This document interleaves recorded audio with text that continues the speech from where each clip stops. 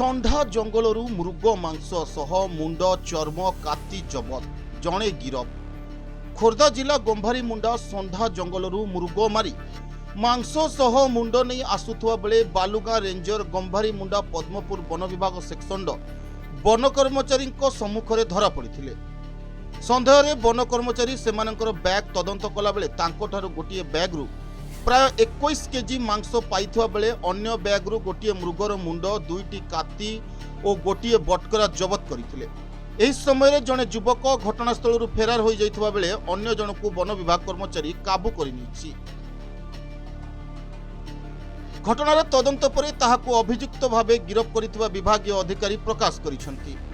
गिरफ अभियुक्त जनक हेले नाचुणी थाना गंभारी मुंडा पंकाल ग्राम गोपीनाथपुर रमेश नायक और फेरार युवक जनक हेले हुलास नायक।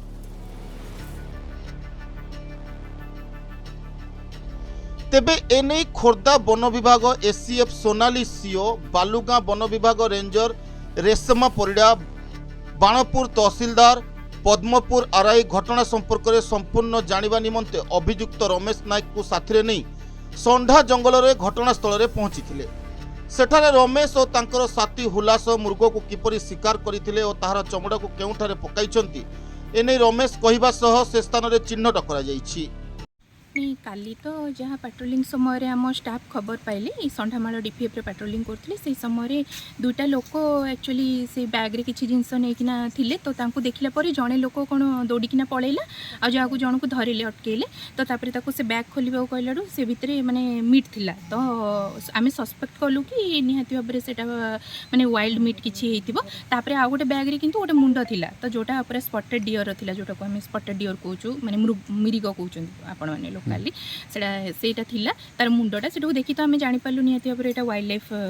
मीट बोली। तापर ताको डिटेन करा हला तापर ऑफिस को निया हला ताको पचार उचर पर एक्चुअली सी आज कहिले कि माने एठी मारिथिला हमर षंढामाल डीपीएफ रे आपण माने जोठी वर्तमान अछंती सी एठी मारिथिला भितरे हमको नेकी क्राइम स्पॉट से देखेला वर्तमान सी जहा सब आइटम थिला काली तो आमे पाखापाखी सी जो पॉलिथिन से मीट रखिथिला पाखापाखी 21 किलो मीट थिला जोटा आमे सीज करछु आ से दिटा कटोरी भी सेठू सीज हेतिला आ से केजी पल्ला भी रखिथिला मे भी ताको वेट करबा पई रखिथिला किछटा केजी पल्लार गोटे बटकरा भी थिला 1 किलो वाला बस एतिकी सीज हेतिला आ आज तारो एठी जो पड़ीथिला से जो ताको डिचार्ज करथिले से स्किन वगैरह सब आमे सीज करके नेचु एबे तो वर्तमान ताको कोर्ट फॉरवर्ड हबो बाकी सब जहा इंक्वायरी रो डिटेल्स ता परे मु आपन को जणे कोन ता ना कोन अछि से कोठारो सी एक्चुअली जहा वर्तमान जणा पड़छि ता ना होछि रमेश नायक आ ता सहित जी वर्तमान माने फ्लेड आवे ही जाइतिला स्पॉट रु से कोन उल्लास नायक समथिंग तो से मान दिजन जाको गोपीनाथपुर गाँव बोली बर्तमान जना पड़छि। तले ए संदर्भ रे कोन जण को अरेस्ट करछ ना? हां ए संबंध रे जण को अरेस्ट करा हिचे किंतु दुई जण को नारे कोर्ट को जिवो पेपर बाकी आमे ताको ट्राई करछु केते जल्दी कैच करिवो बोली। अच्छा एटा आगुर केबे एमते हिचे ना एटा प्रथम थर हिचे? नहीं एठी तो वर्तमान माने मु प्रथम थर आयो हिचे ए केस रे आ पूर्वरु मु जानि एटा फर्स्ट टाइम मु देखछि। खोर्धा गंभारी मुंडारू शुभरंजन साहू को रिपोर्ट नारद न्यूज ओडिया।